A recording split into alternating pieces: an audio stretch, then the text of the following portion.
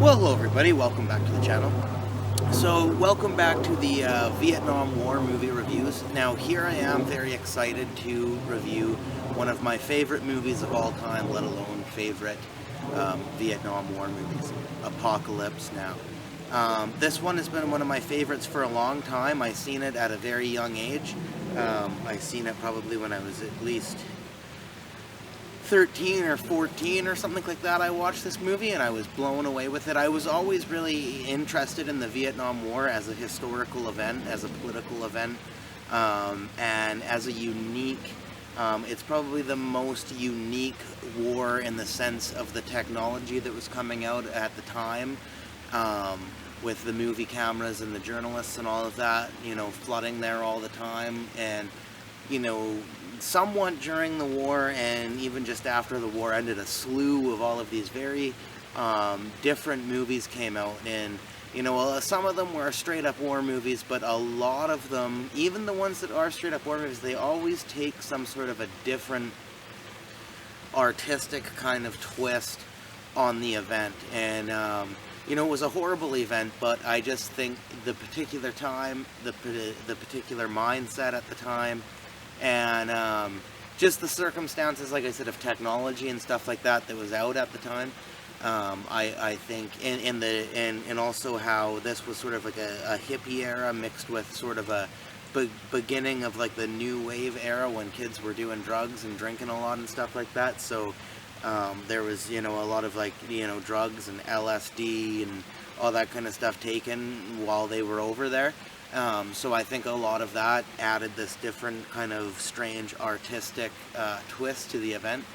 And Apocalypse Now is almost the embodiment of that. It's a thriller, it's a horror, it's a war drama, it's an adventure. It's just a very unique movie. Martin Sheen, I think, did an amazing job in this movie, and I think the realism of just how his character was so similar to just him in real life, at least at the time, and how a lot of the different nuances with his character were due to real problems that he was dealing with his health and his addictions during the time of this movie. And I think all that put together just really created a cool piece of art, and it really created a cool character for him. And just everything, like the whole aesthetic of his acting style, his just style in general, his look, everything just fit this part, absolutely perfectly, bang on. Marlon Brando, the best performance.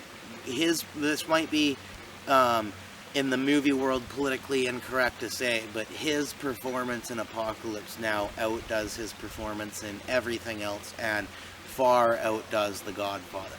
And in my opinion, his performance as Colonel Kurtz far outdoes The Godfather.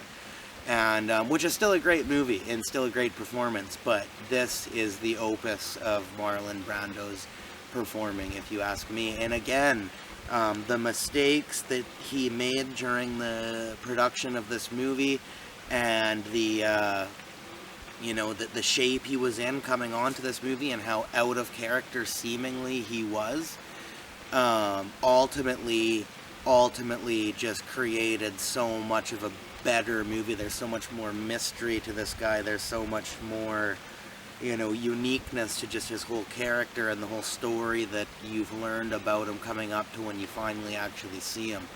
And, if it was like in the original script, if he was like this buff, ripped, in shape, can climb over and crawl through anything kind of heavy-duty special forces operative like was originally in the script, the movie wouldn't nearly be as good. The fact that they shot him sort of like as a giant in the distance and tucked away from the main shot, and Francis Ford Coppola had this idea of portraying him as a giant, almost like and then having sort of like this almost like a mystical being take on the character. I thought made the movie so much more interesting and so much better, and so much more intriguing.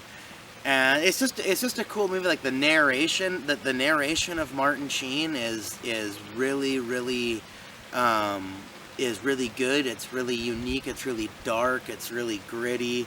It's kind of creepy. Like it's kind of spooky. It pulls you in completely to learning about this guy through his narration, and and it's just cool. Like it's just a cool trip. How it's the whole movie pretty much takes place on this boat, and I love the line, "Never get out of the boat, never get out of the boat." And every time they get out of the boat, something fucked happens, and it's not just a matter of your basic, you know, war scene kind of stuff. Some out there stuff goes on every time they decide to leave the boat. So there's sort of this subtle saying, "Don't get off the boat unless you're going all the way."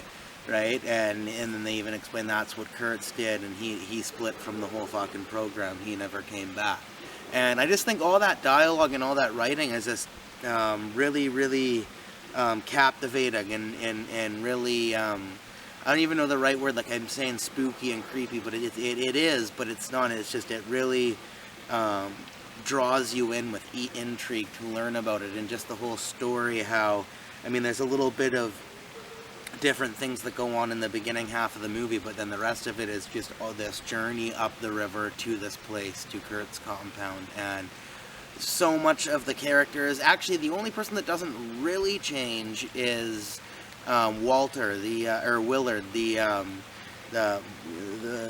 special forces Green Beret, whatever he is, from that Martin Sheen plays. He's the only character that's, you know, somewhat used to this kind of thing enough to stay the same, but all of the character changes throughout this crazy trip up this river are really, really well done and really interesting to watch and see.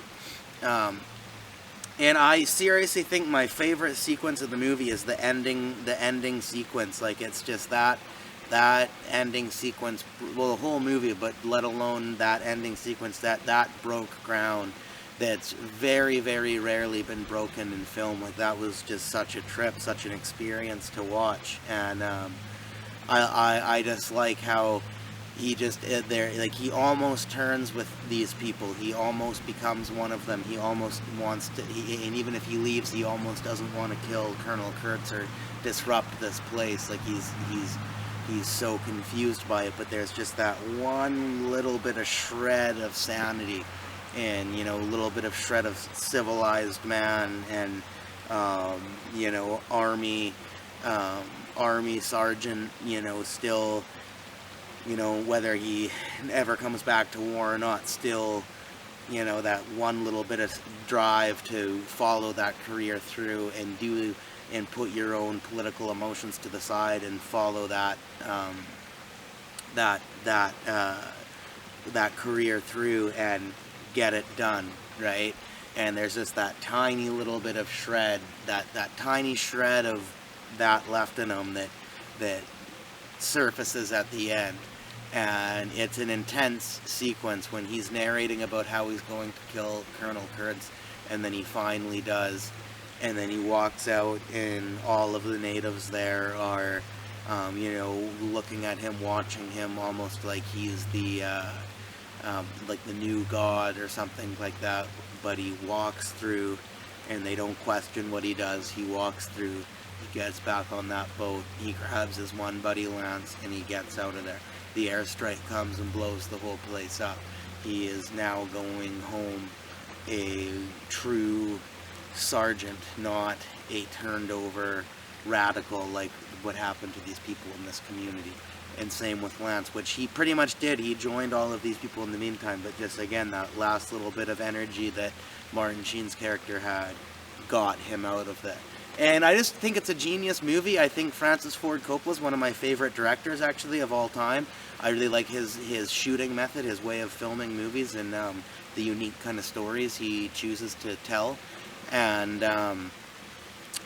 yeah, I definitely really like Apocalypse Now. Everything about it, from the music to the scenery, to the way it was shot, to the radical story of the behind the scenes. I mean, oh my god, if you watch the documentary Hearts of Darkness, the documentary about the behind the scenes of this movie, it's a bizarre movie shoot that took place, and I am, very interested in learning about it and highly like the movie, and very much so find that all the other sort of things that they thought were mistakes, that they thought were things that weren't working in the first place, ultimately crafted the truly beautiful movie that is Apocalypse Now.